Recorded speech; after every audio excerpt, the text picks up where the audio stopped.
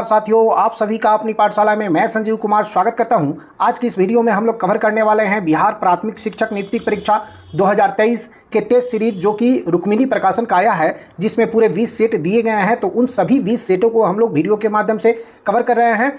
और इसके पहले हम लोगों ने 3 टेस्ट आपको कवर कर लिया है, जिसका लिंक डिस्क्रिप्शन बॉक्स में दिया हुआ है, वहाँ से जाकर उस वीडियो को आप देख सकते हैं। तो आज की इस वीडियो में हम लोग चौथा टेस्ट कवर करने वाले हैं। तो चलिए बिना देर के हुए चौथे टेस्ट को हम लोग शुरू करते हैं। तो देखिए, ये जो प्रश्न संख्या 1 से लेकर 50 तक जो है ये मैथ और आपको रीजनिंग के क्वेश्चन है। तो इसका जो सॉल्यूशन है आपको टेलीग्राम पे मिल जाएगा, जिसका लिंक डिस्क्रिप्शन बॉक्स में दिया हुआ है। वहाँ से जाकर आप लिंक के माध्यम से टेलीग्राम से आप डाउनलोड करके और उसको देख सकते हैं। तो चलिए हम लोग चलते हैं 51वें प्रश्न की तरफ कि निम्नलिखित का मिलान करिए। तो एक में है कीट, तो कीट क्या है? कॉकरोच है।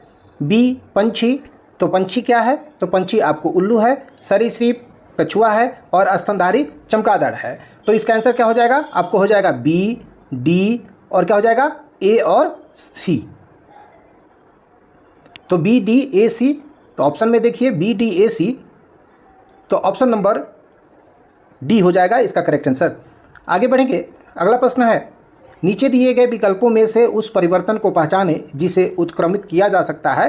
तो आपके ऑप्शन है ए प्लास्टर ऑफ पेरिस के परत बनना, बी मोम का घोल बनना, सी दूध से पनीर बनना, डी गाय के गोबर से बायोगैस बनना। तो इसका करेक्ट आंसर हो जाएगा बी मोम का घोल बनना। अगला प्रश्न है 53, आपकी मित्र दांत और हड्डियों के कारण अस्वस्थ रहती हैं और उनके उबरने के लिए निम्न में से कौन सा विकल्प सर्वोत्तम होगा? ऑप्शन है ए चावल, नींबू, आंवला, गुड़। ऑप्शन नंबर बी घी, दाल, रोटी, चावल। सी दूध, सब्जियां, पालक, फल। डी तेल, अंडा, चावल, रोटी। तो करेक्ट आंसर इज सी दूध, सब्जियां, पालक एवं फल। 54 नंबर प्रश्न है निम्नलिखित में से कौन ओजोन को नष्ट करता है? ऑप्शन है A silicon, B carbon, C sulphur, D chlorine. Correct answer is D chlorine. 55 number, कड़वा स्वाद वाला भोजन प्रकृति में होता है। ऑप्शन है ए उदासीन, बी क्षारीय, सी क्षारक, डी अम्लीय। करेक्ट आंसर इज सी क्षारक। 56, पदार्थों का जैव अवक्रमण कहते हैं। ऑप्शन है जैविक प्रक्रियाओं द्वारा जोड़ा जा सकता है, बी शारीरिक प्रक्रिया से टूट सकता है, सी बिल्कुल नहीं टूट सकता, डी रासायनिक प्रक्रिया द्वारा जोड़ा जा सकता है। करेक्ट आंसर इज ए जैविक प्रक्रियाओं द्वारा तोड़ा जा सकता है। 57 नंबर प्रश्न है हरे शैवाल हरे रंग के होते हैं क्योंकि? ऑप्शन है जैंथोफिल ए, बी क्लोरोफिल, सी फाइकोबिलिन और डी फाइकोरिथ्रिन। तो इसका करेक्ट आंसर होगा बी क्लोरोफिल। 58 नंबर प्रश्न है कि हम जिन चीज़ों का उपभोग करते हैं वे इस धरती पर संसाधनों से प्राप्त किए जाते हैं सिवाय? ऑप्शन नंबर ए सूर्य से ऊर्जा, बी घर्षण से ऊर्जा, सी पानी से ऊर्जा, डी वायु से ऊर्जा। करेक्ट आंसर इज ए सूर्य से ऊर्जा। 59 नंबर प्रश्न है कि एक चालक के सिरों पर बैटरी जोड़ने से वोल्ट मापी का पठन वोल्ट 10 वोल्ट मिलता है। यदि चालक में 0.05 एम्पियर धारा प्रवाहित होती है तो इसका प्रतिरोध क्या होगा? तो प्रतिरोध R बराबर होता है V/I। जब इसका मान हम पुटअप करेंगे 10/0.05 तो इसका आपको आंसर आ जाएगा 200 एम्पियर। तो इसका करेक्ट आंसर हो जाएगा बी 200 एम्पियर। 60 नंबर, पौधों में प्रकाश संश्लेषण प्रकाश ऊर्जा को डैश ऊर्जा में परिवर्तित करता है। ऑप्शन है ए रासायनिक, बी थर्मल, सी गतिज, डी भौतिक। करेक्ट आंसर इज ए रासायनिक। 61 नंबर प्रश्न है शिशुओं में जन्म के समय निम्नलिखित में से कौन सी हड्डी नहीं होती है? ऑप्शन है ए जानुका, बी गाल, सी श्रोणी, D collar. Correct answer is A जानुका। एक नवजात शिशु में आपको 300 हड्डियां होती हैं, जबकि एक वयस्क व्यक्ति में आपको 206 हड्डियां होती हैं। इसको भी आप याद रखेंगे। 62 नंबर प्रश्न है निम्नलिखित में से कौन सा फूल रात में खिलता है? ऑप्शन है आपके A angel's trumpet, B gazania daisy, C Venice mallow, D Jamaican fever plant. Correct answer is A angel's trumpet. 63 number प्रश्न है ध्वनि जो कि एक यांत्रिक तरंग है निम्नलिखित में से किस माध्यम में यात्रा नहीं कर सकती? तो हम सभी जानते हैं कि ध्वनि जो है वो निर्वात में यात्रा नहीं कर सकती। तो इसका करेक्ट आंसर आपको डी हो जाएगा। आगे बढ़ेंगे। अगला प्रश्न है कि लैक्टोमीटर, हाइड्रोमीटर जहाज़ों और पनडुब्बियों को डैश के आधार पर डिजाइन किया गया है। ऑप्शन है ए आर्किमिडीज के सिद्धांत, बी गुरुत्वाकर्षण के सिद्धांत, सी उत्प्लावन के सिद्धांत, डी सापेक्षिक घनत्व के सिद्धांत। तो करेक्ट आंसर होगा इसका ए आर्किमिडीज के सिद्धांत। आगे बढ़ेंगे। निम्नलिखित में से कौन सा एक प्राकृतिक पारिस्थितिक तंत्र यानी इकोसिस्टम है। ऑप्शन है बांध, बगीचा, सी एक्वेरियम, डी रेगिस्तान। तो आप देखेंगे कि बांध, बगीचा और एक्वेरियम ये क्या है, आपको प्राकृतिक नहीं है जबकि ये कृत्रिम है। और ऑप्शन डी ये है जो एक आपको प्राकृतिक इकोसिस्टम है। तो इसका करेक्ट आंसर डी हो जाएगा। Next question is 66। निम्नलिखित में से कौन सा एक फूल का भाग है। ऑप्शन है ए शिराविन्यास, बी शिराएं, सी स्त्री केसर, डी मध्य शिरा। तो करेक्ट आंसर इज सी स्त्री केसर। स्त्री केसर एक फूल का भाग है। Next question is 67। निम्नलिखित में से किस विटामिन की कमी से बच्चों में सूखा रोग होता है। तो ऑप्शन है A vitamin A, option B vitamin C, option C vitamin E, option D vitamin D. Correct answer is D vitamin D. Next question 68। Protozoa किस रोग के रोग कारक होते हैं।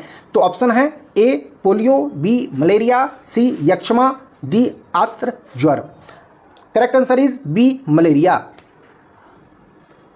69। एक आवेशित पिंड द्वारा किसी अन्य आवेशित या अनावेशित पिंड पर लगाए जाने वाले बल को निम्नलिखित में से कौन सा बल कहा जाता है। ऑप्शन है पेशीय बल, बी अभिकेंद्रीय बल, सी स्थिर वैद्युत बल, डी अपकेंद्री बल। करेक्ट आंसर इज सी स्थिर वैद्युत बल। 70। यदि प्रकाश एक दूसरे के सामने रखे गए दो दर्पणों से परिवर्तित हो तो कितने प्रतिबिंब बनेंगे। ऑप्शन है ए 0, बी अनंत, C 2, D 1। Correct answer is B अनंत यानी अनंत प्रतिबिंब बनेंगे। 71 नंबर कहता है अधिवीर ग्रंथियां मानव शरीर के किस अंग में स्थित होती हैं। ऑप्शन है ए हृदय, बी फेफड़े, सी यकृत, डी वृक्क। करेक्ट आंसर इज डी वृक्क। Next question 72। CHO अभिक्रियाशील मूलक को क्या कहते हैं। ऑप्शन है A ketone, B aldehyde, C alcohol, D halogen. Correct answer is B aldehyde. 73। अपसमार यानी मिर्गी से शरीर का कौन सा अंग प्रभावित होता है। ऑप्शन है ए मस्तिष्क, बी यकृत, सी वृक्क, डी हृदय। करेक्ट आंसर ए मिर्गी से शरीर का मस्तिष्क जो होता है ना वो प्रभावित होता है। 74 नंबर प्रश्न है वायुमंडलीय दाब को मापने के लिए निम्नलिखित में से किस वैज्ञानिक उपकरण का उपयोग किया जाता है। ऑप्शन है A ammeter, B barometer, C photometer, D bolometer. Correct answer है बी बैरोमीटर। बैरोमीटर से ही वायुमंडलीय दाब को मापा जाता है। 75 नंबर पावो क्रिस्टेस को समांतर डैश के रूप में जाना जाता है। तो ऑप्शन है ए कबूतर, बी मोर, सी वनमानुष, डी कुत्ता। Correct answer is be more. 76 number प्रश्न है निम्नलिखित में से क्या ठोस अवशिष्ट का जैव अपघटनीय रूप है। ए कंपोस्ट, बी टायर, सी प्लास्टिक, डी कांच। Correct answer is A compost. आगे बढ़ेंगे। 77 में प्रश्न कहता है निम्नलिखित में से कौन सी ध्वनि तरंग की एक विशेषता नहीं है। ऑप्शन है ए आवृत्ति, बी आयाम, सी संडीपन, डी चाल। करेक्ट आंसर इज सी संडीपन। 78 नंबर प्रश्न है निम्नलिखित में से कौन सा पदार्थ ऊर्ध्वपातन की प्रक्रिया से गुजरता है। ऑप्शन है A nitrogen, B sucrose, C iodine, D calcium. Correct answer is C iodine.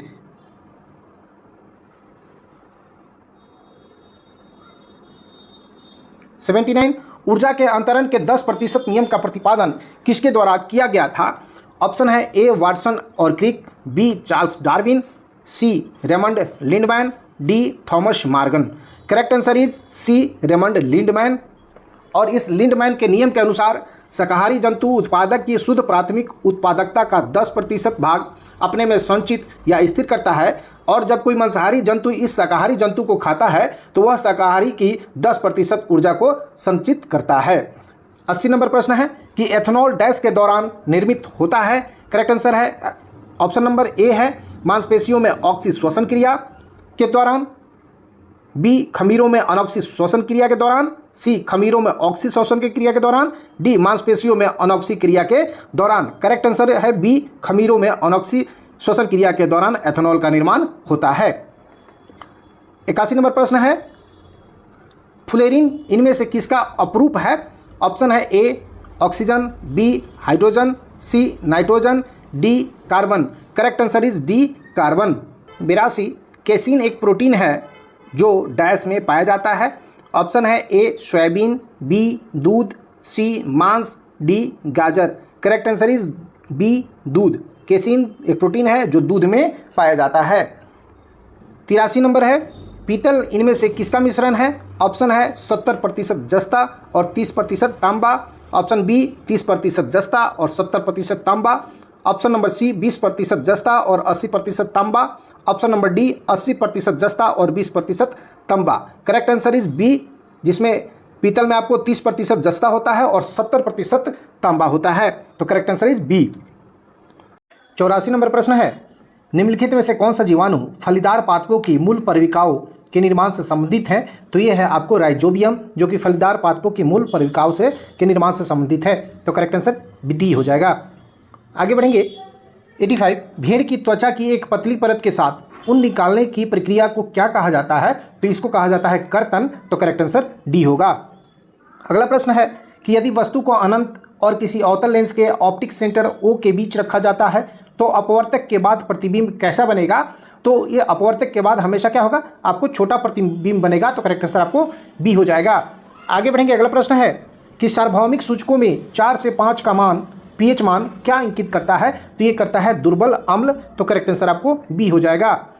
अगला प्रश्न है 88 कि गड़गड़ाहट की आवाज़ डैश की वजह से होती है? तो गड़गड़ाहट की आवाज़ आपको ध्वनि के बादलों और भूमि जैसी कई परावर्तक समूहों से क्रमिक परावर्तन के कारण आपको गड़गड़ाहट की आवाज़ होती है। तो इसका करेक्ट आंसर आपको बी हो जाएगा।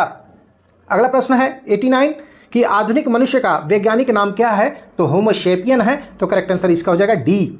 आगे बढ़ेंगे। अगला प्रश्न है कि भोजन की ऊर्जा किसमें मापी जाती है? तो भोजन की ऊर्जा कैलोरी में मापी जाती है। तो करेक्ट आंसर ए हो जाएगा। अगला प्रश्न है कि गोल गुंबद किस सदी में बनाया गया था? तो गोल गुंबद आपको 17वीं शताब्दी में बनाया गया था। तो करेक्ट आंसर आपको सी हो जाएगा। अगला प्रश्न है 92 नंबर कि समुद्र तक पहुंचते पहुंचते नदी का प्रवाह धीमा हो जाता है और तथा नदी अनेक धाराओं में विभाजित हो जाती हैं, जिनको डैश कहा जाता है। तो इनको वितरिका कहते हैं और जिन नदियों की वितरिका होती हैं वो बूढ़ी हो जाती हैं। ठीक है ना, ये बूढ़ी नदियों की बूढ़ी होने की एक पहचान है। तो इसका करेक्ट आंसर डी हो जाएगा। आगे बढ़ेंगे। अगला प्रश्न है 93 नंबर कि वर्ष 2011 की जनगणना के अनुसार जनसंख्या की दृष्टि से देश का दूसरा सबसे बड़ा राज्य कौन है? तो दूसरा सबसे बड़ा राज्य पूछ रहा है, तो दूसरा आपको बिहार है। ठीक है, और पहला जनसंख्या के हिसाब से बड़ा राज्य उत्तर प्रदेश है और तीसरे नंबर पे बिहार है, चौथा नंबर पे आपको पश्चिम बंगाल है। तो इस क्रम को भी आप याद रखेंगे। अगला प्रश्न है 94 नंबर कि निम्नलिखित देशांतरों में कौन सा भारत की प्रमाणिक मध्याह्न रेखा कहलाता है? तो 82.5 डिग्री पूर्वी देशांतर रेखा है जो आपको भारत का प्रमाणिक मध्याह्न रेखा कहलाता है और जो कि इलाहाबाद के नैनी से होकर गुजरता है। तो करेक्ट आंसर इसका ए हो जाएगा। 95 नंबर प्रश्न है कि बिहार का निम्नलिखित में से कौन सा नृत्य गुजरात में किए जाने वाले गरबा के समान है? तो बिहार का जो झूमरी नृत्य है वो गुजरात के गरबा के समान होता है। तो करेक्ट आंसर इसका बी हो जाएगा। आगे बढ़ेंगे। अगला प्रश्न है कि निम्न में से सबसे बड़ी पर्वत श्रृंखला कौन सी है? तो सबसे बड़ी पर्वत श्रृंखला जो है वो एंडीज है। तो करेक्ट आंसर इसका सी हो जाएगा। आगे बढ़ेंगे। अगला प्रश्न है कि राष्ट्रीय पर्यावरण अभियांत्रिकी अनुसंधान या नीरी कहाँ स्थित है? तो यह है आपको नागपुर में। तो इसका करेक्ट आंसर बी हो जाएगा। आगे बढ़ेंगे। अगला प्रश्न है 98 कि भारत में गरीबी रेखा का आकलन करने के लिए किस विधि का उपयोग किया जाता है? तो भारत में गरीबी रेखा का आकलन आपको उपयोग विधि द्वारा किया जाता है। तो करेक्ट आंसर इसका डी हो जाएगा, उपयोग विधि। आगे बढ़ेंगे। अगला प्रश्न 99 कि संविधान का 52वां संशोधन संबंधित है। तो संविधान का 52वां संशोधन के आपको दल बदल से संबंधित है जो कि 1985 में किया गया था और ये इसको भाग 10 में जोड़ा गया था। ठीक है, तो ये भाग नहीं, अनुसूची 10वीं अनुसूची में इसको जोड़ा गया था। तो इसका करेक्ट आंसर ए हो जाएगा। 100 नंबर प्रश्न है कि संविधान सभा द्वारा भारतीय संविधान को स्वीकृत किया गया था। तो ये 26 जनवरी 1949 को स्वीकृत किया गया था और 26 जनवरी 1950 को लागू किया गया था। तो इसका करेक्ट आंसर आपको 26 जनवरी 1949 होगा, यानी सी होगा। आगे बढ़ेंगे। अगला प्रश्न है कि सिक्किम एक नया राज्य कब बना? तो सिक्किम आपको 36वें संविधान संशोधन 1975 के द्वारा भारत का 22वां राज्य बना था। तो इसको आप याद रखेंगे। तो करेक्ट आंसर डी हो जाएगा, 36वां संविधान संशोधन 1975 22वां राज्य। दामोदर किसकी सहायक नदी है? तो दामोदर आपको हुगली की सहायक नदी है, तो इसका करेक्ट आंसर आपको बी हो जाएगा, हुगली। आगे बढ़ेंगे, अगला प्रश्न है कि गौतम बुद्ध के समय प्रसिद्ध वैद्य जीवक किसके दरबार से संबंधित था? तो वो बिंबिसार के दरबार से संबंधित था, तो इसका करेक्ट आंसर आपको ए हो जाएगा। आगे बढ़ेंगे, अगला प्रश्न है कि नयनार कौन थे? तो नयनार आपको शैव थे, और ऐनार आपको यानी नयनार आपको शिव के उपासक थे, और अलवार आपको भगवान शिव के उपासक थे। ठीक है, तो इसका करेक्ट आंसर आपको ए हो जाएगा। अगला प्रश्न है कि गुप्त काल में किस धातु के सर्वाधिक सिक्के जारी किए गए थे? तो आपको गुप्त काल में सर्वाधिक सिक्के जो आपको सोने का सिक्का जारी किया गया था, और भारत में पहली बार सोना का सिक्का जो जारी किया गया था वो हिंद यूनानियों के द्वारा किया गया था। आगे बढ़ेंगे, अगला प्रश्न है 106 कि निम्न में से किस वर्ष सरकारिया आयोग ने अपना प्रतिवेदन सरकार को सौंपा था? तो ये सौंपा था 1988 ईस्वी में, तो इसका करेक्ट आंसर डी हो जाएगा। और इस सरकारिया आयोग की स्थापना जो हुई थी वो आपको 1983 में हुई थी, 1983 में हुई थी, और इसने अपना रिपोर्ट 1988 में सौंपा था। आगे बढ़ेंगे, अगला प्रश्न है कि निम्नलिखित में से कौन दोनों नाम संबंधित हैं? तो देखिए सॉसर फुटबॉल से संबंधित है, तो ये करेक्ट आंसर आपका हो जाएगा बी। आगे बढ़ेंगे, अगला प्रश्न है कि निम्नलिखित में से संविधान के किस भाग में अंतर्राष्ट्रीय व्यापार वाणिज्य तथा समागम का वर्णन है? तो भाग 13 में अंतर्राष्ट्रीय व्यापार वाणिज्य तथा समागम का वर्णन है, तो इसका करेक्ट आंसर आपको ए हो जाएगा। तो 9 प्रश्न है कि भारतीय संविधान के लिए किस अनुच्छेद में वस्तु एवं सेवा कर परिषद यानी जीएसटी काउंसिल का उल्लेख किया गया है? तो ये किया गया है अनुच्छेद 279 क में, तो इसका करेक्ट आंसर आपको सी हो जाएगा, अनुच्छेद 279। और इसको 101वें संविधान संशोधन के द्वारा 2016 में इसको लागू किया गया था, 2016 में। अगला प्रश्न है 110 सत्यशोधक समाज की स्थापना किसने करी थी? तो सत्यशोधक समाज की स्थापना ज्योतिबा फुले ने करी थी, तो इसका करेक्ट आंसर हो जाएगा आपको ए। और सत्यशोधक समाज की स्थापना इन्होंने 1873 में की थी। कब की थी? 1873 में। आगे बढ़ेंगे, 111 नंबर प्रश्न है किसने 1840 के करीब कुका आंदोलन को आरंभ किया था? तो ये किया था भगत जवाहर मल ने, तो करेक्ट आंसर इसका हो जाएगा ए। आगे बढ़ेंगे, 112 नंबर प्रश्न है कि निम्नलिखित उपायों में से किन्हें मुद्रास्फीति कम करने के लिए प्रयोग किया जाता है? तो ये किया जाता है आपको देखिए नगद आरक्षित अनुपात यानी CRR में वृद्धि कर दी जाती है, संविधिक तरलता अनुपात में वृद्धि कर दी जाती है, और राजकोषीय घाटे में कमी कर दी जाती है, यानी तीनों ऑप्शन इसका सही है। आगे बढ़ेंगे, 113 नंबर प्रश्न है कि किस बौद्ध सन्यासी के प्रभाव में आकर अशोक बौद्ध धर्म का अनुयायी बना था? तो वो था उपगुप्त, तो करेक्ट आंसर इसका ए होगा। इंडिया हाउस कहाँ स्थित है? तो इंडिया हाउस आपको लंदन में स्थित है, तो करेक्ट आंसर इसका सी हो जाएगा। आगे बढ़ेंगे, 115 निम्नांकित भारत के किस राज्य में सर्वाधिक रामसर साइट हैं?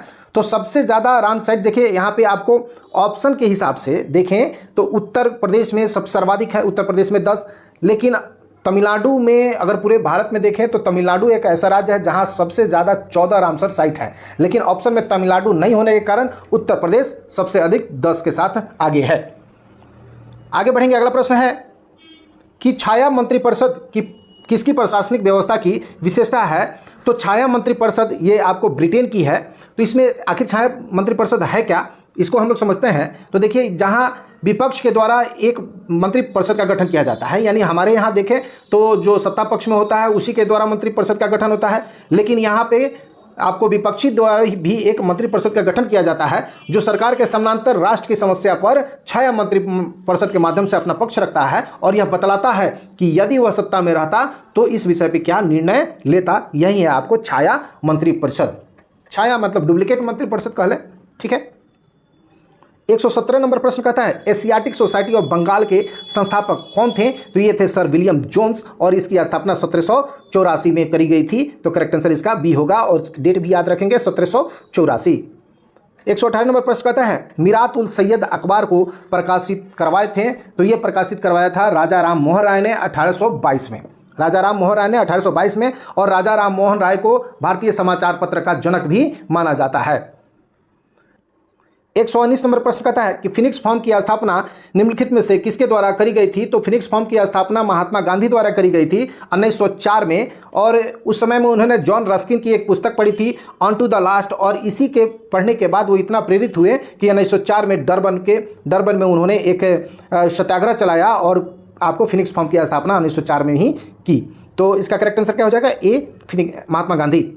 आगे बढ़ेंगे, 120 नंबर प्रश्न कहता है कि निम्नलिखित में से किस अधिवेशन के लिए कांग्रेस ने पहली बार एक महिला अध्यक्ष को चुना था? तो महिला अध्यक्ष को एनी बेसेंट को 1917 में कलकत्ता अधिवेशन के लिए चुना गया था। तो इसका करेक्ट आंसर हो जाएगा ए, कलकत्ता अधिवेशन 1917, जिसकी अध्यक्षता एनी बेसेंट द्वारा किया गया था। 121 नंबर प्रश्न है कि भारत में स्थित प्रमुख मत्स्य ग्रहण पोताश्रय कहाँ है? तो ये है आपको कोचीन में। तो करेक्ट आंसर आपको बी हो जाएगा। आगे बढ़ेंगे। अगला प्रश्न है कि टाइगा वन में कौन से वृक्ष होते हैं? तो टाइगा वन में मृदु काष्ठ वृक्ष होते हैं। तो इसका करेक्ट आंसर आपको बी हो जाएगा। 123 कहता है कि प्रथम स्टेट में कौन आते हैं? तो प्रथम स्टेट में आपके पादरी आते हैं। तो करेक्ट आंसर आपको डी हो जाएगा। अगला प्रश्न है कि उपराष्ट्रपति को पद से हटाने का संकल्प प्रस्ताव कहां पेश किया जाता है? तो ये पेश किया जाता है आपके राज्यसभा में, लेकिन लोकसभा से भी बहुमत से यह प्रस्ताव पारित होना अनिवार्य है। तो करेक्ट आंसर इसका डी हो जाएगा। लोकसभा अध्यक्ष को शपथ कौन दिलाता है?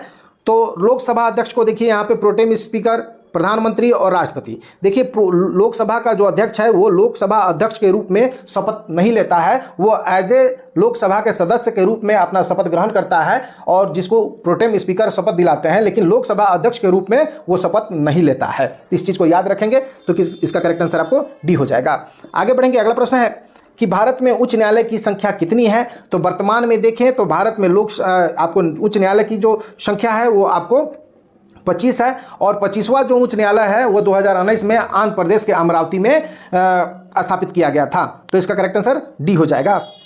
अगला प्रश्न है 127 कि भारतीय पर्यटन विकास निगम की स्थापना कब हुई थी? तो ये हुई थी 1966 में। तो इसका करेक्ट आंसर सी हो जाएगा। अगला प्रश्न है 128 कि 74वां संविधान संशोधन के अनुसार संविधान में स्थानीय शहरी निकाय के प्रशासन के लिए कौन सी अनुसूची जोड़ी गई थी? तो वो जोड़ी गई थी 12वीं अनुसूची जोड़ी गई थी, और 12वीं अनुसूची आपको शहरी निकाय के लिए और आपको 11वीं अनुसूची पंचायती स्थानीय स्वशासन के लिए। तो ये दोनों आप याद रखेंगे। तो 12वीं अनुसूची शहरी निकाय प्रशासन के लिए थी। तो इसका करेक्ट आंसर डी हो जाएगा। आगे बढ़ेंगे। अगला प्रश्न है कि भारत में ग्रैंड ट्रंक रोड किसके शासनकाल में बनवाए गए थे? तो ये बनवाए गए थे शेर शाह सूरी के शासनकाल में। तो करेक्ट आंसर इसका सी हो जाएगा। 130 नंबर प्रश्न कहता है कि लोक हितकारी उपनाम से किसे जाना जाता है? तो लोक हितकारी के रूप में आपको गोपाल हरि देशमुख को जाना जाता है। तो इसका करेक्ट आंसर ए हो जाएगा। 131 नंबर प्रश्न है कि लंदन में आयोजित निम्नलिखित गोलमेज सम्मेलन में से किसमें महात्मा गांधी उपस्थित थे? तो देखिए 3 गोलमेज सम्मेलन हुआ था, लेकिन केवल महात्मा गांधी दूसरे गोलमेज सम्मेलन में ही सम्मिलित होने के लिए कांग्रेस के प्रतिनिधि के रूप में गए थे। तो इसका करेक्ट आंसर आपको बी हो जाएगा। गंगा में दक्षिण की ओर से मिलने वाली नदी कौन है? तो गंगा में सोन नदी जो है दक्षिण की तरफ से आती है और गंगा में समाहित होती है, मिलती है। तो इसका करेक्ट आंसर आपको सी हो जाएगा। आगे बढ़ेंगे।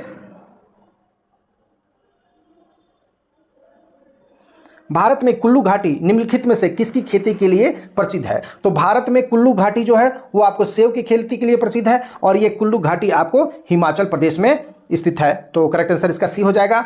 आगे बढ़ेंगे। सर्वोच्च न्यायालय में तदर्थ न्यायाधीश को कौन नियुक्त करता है? तो तदर्थ न्यायाधीश को आपको सर्वोच्च न्यायालय का आपको मुख्य न्यायाधीश नियुक्त करता है, लेकिन आपको राष्ट्रपति का उस पर सहमति भी होना चाहिए। तो इसका करेक्ट आंसर सी हो जाएगा। अगला प्रश्न है विजयनगर निम्नलिखित में से किस नदी के तट पर स्थित है? तो विजयनगर तुंगभद्रा नदी के तट पर स्थित है। तो इसका करेक्ट आंसर आपको डी हो जाएगा, तुंगभद्रा। नेक्स्ट क्वेश्चन इज 136 है, कहता है कि जालियांवाला बाग नरसंहार पर कांग्रेस जांच समिति के रिपोर्ट के प्रारूप को लिखने का कार्य किसे सौंपा गया था? तो ये सौंपा गया था आपको महात्मा गांधी को। तो इसका करेक्ट आंसर बी हो जाएगा। और जालियांवाला बाग हत्याकांड का डेट आपको याद रखना है 13 अप्रैल 1919। आगे है कि बेगूसराय में चौकीदार कर के विरुद्ध आंदोलन का एक हिस्सा था। तो ये किसका हिस्सा था? तो सविनय अवज्ञा आंदोलन का। और सविनय अवज्ञा आंदोलन आप याद करिए कि 1930 में महात्मा गांधी ने दांडी यात्रा करके और आज दांडी नामक जगह पे नमक बनाकर कानून तोड़कर सविनय अवज्ञा आंदोलन की शुरुआत करी थी। और बिहार में कोई समुद्र न होने के कारण ये आपको बेगूसराय छपरा से लेकर सारण से लेकर और बेगूसराय के बीच में इस चौकीदारी कर के विरुद्ध में आंदोलन चलाया गया था सविनय अवज्ञा आंदोलन के इति से। आगे बढ़ेंगे। 138 नंबर प्रश्न कहता है कि निम्नलिखित में से वह इस्पात संयंत्र कौन सा है जिसकी स्थापना द्वितीय पंचवर्षीय योजना के दौरान नहीं हुई है? कह रहा है नहीं हुई है। तो देखिए बोकारो की स्थापना द्वितीय पंचवर्षीय योजना के दौरान नहीं हुई है। इसकी स्थापना 1964 में हुई है, 64 में हुई है और यह रूस के सहयोग से हुई है। बाकी जो भिलाई है, दुर्गापुर और राउरकेला, ये तीनों की स्थापना द्वितीय पंचवर्षीय योजना के दौरान हुई है। 139 नंबर प्रश्न कहता है कि ग्राम पंचायत के आय का स्रोत निम्न में से कौन सा है? तो देखिए, ग्राम पंचायत का आय का स्रोत मेला और बाजार कर है, तो करेक्ट आंसर आपको बी हो जाएगा। अगला प्रश्न है 140, पंचायती राज का मुख्य उद्देश्य क्या है? तो पंचायती राज का मुख्य उद्देश्य यही है कि लोगों को विकासमूलक प्रशासन में भागीदारी योग्य बनाना, तो इसका करेक्ट आंसर आपको डी हो जाएगा। आगे बढ़ेंगे, अगला प्रश्न है school the startup igniting young minds to innovate 2023 के किस दिवस की थीम है? तो ये थीम है राष्ट्रीय प्रौद्योगिकी दिवस की, तो करेक्ट आंसर ए हो जाएगा। अगला प्रश्न है my life is a comrade पुस्तक के किसकी आत्मकथा है? तो ये जो है के शैलजा की आत्मकथा है। और के शैलजा कौन है? तो आपको के शैलजा केरल की पूर्व स्वास्थ्य मंत्री रही हैं और इन्होंने मंजू सारा राजन के साथ मिलकर अपनी आत्मकथा लिखी है। 143, कोल इंडिया लिमिटेड CIL का नया CMD किसे नियुक्त किया गया है? तो ये किया गया है आपको पुलावरपू मल्लिकार्जुना प्रसाद को, तो करेक्ट आंसर आपको बी हो जाएगा। 144 नंबर प्रश्न है कि नास्कॉम का नया चेयरमैन किसे नियुक्त किया गया है? तो ये नियुक्त किया गया है अनंत महेश्वरी को, तो करेक्ट आंसर आपको डी हो जाएगा। 145 नंबर प्रश्न है कि राष्ट्रीय पंचायती राज दिवस किस तिथि को मनाया जाता है? तो ये मनाया जाता है आपको 24 अप्रैल को। कब? 24 अप्रैल को, तो करेक्ट आंसर बी हो जाएगा। 146 कहता है कि फरवरी 2023 में साइक्लोन ग्रेवियल ने किस देश को प्रभावित किया था? तो ये किया था आपको न्यूजीलैंड को, तो करेक्ट आंसर ए हो जाएगा। आगे बढ़ेंगे, 147 कि अंतर्राष्ट्रीय वन दिवस के अवसर पर टिकली गांव हरियाणा में किसने अरावली ग्रीन वॉल परियोजना की शुरुआत की थी? तो ये की थी भूपेंद्र यादव ने। और इस परियोजना का उद्देश्य है कि अरावली पहाड़ी श्रृंखला के आसपास के 5 किलोमीटर क्षेत्र को हरा भरा बनाना, यही इसका उद्देश्य है आपको अरावली ग्रीन वॉल परियोजना का, तो करेक्ट आंसर आपको बी हो जाएगा। आगे बढ़ेंगे, अगला प्रश्न है कि ऑस्कर 2023 में किस फिल्म के गाने नाटू नाटू ने सर्वश्रेष्ठ मूल गीत का पुरस्कार जीता है? तो आप सभी को याद होगा कि नाटू नाटू किस फिल्म का गाना है? तो RRR का गाना है, तो करेक्ट आंसर आपको ए हो जाएगा। अगला प्रश्न है कि भारतीय क्रिकेट टीम का नया किट स्पॉन्सर किस कंपनी को बनाने की घोषणा की गई है? तो ये वर्तमान में आपको एडिडास का है, एडिडास, तो इसका करेक्ट आंसर एडिडास होगा। और एडिडास के पहले आपको किलर जींस के पास था, तो इसका करेक्ट आंसर बी होगा। आगे बढ़ेंगे, अगला प्रश्न है कि किस वर्ष तक पूरे भारत को डॉपलर वेदर रडार नेटवर्क से जोड़ने की घोषणा की गई है? तो ये की गई है आपको 2025 तक, तो इसका करेक्ट आंसर आपको बी हो जाएगा। तो ये रहा आपको सेट 4। वीडियो अच्छा लगा हो तो वीडियो को लाइक कर दें और चैनल को सब्सक्राइब कर दें। धन्यवाद।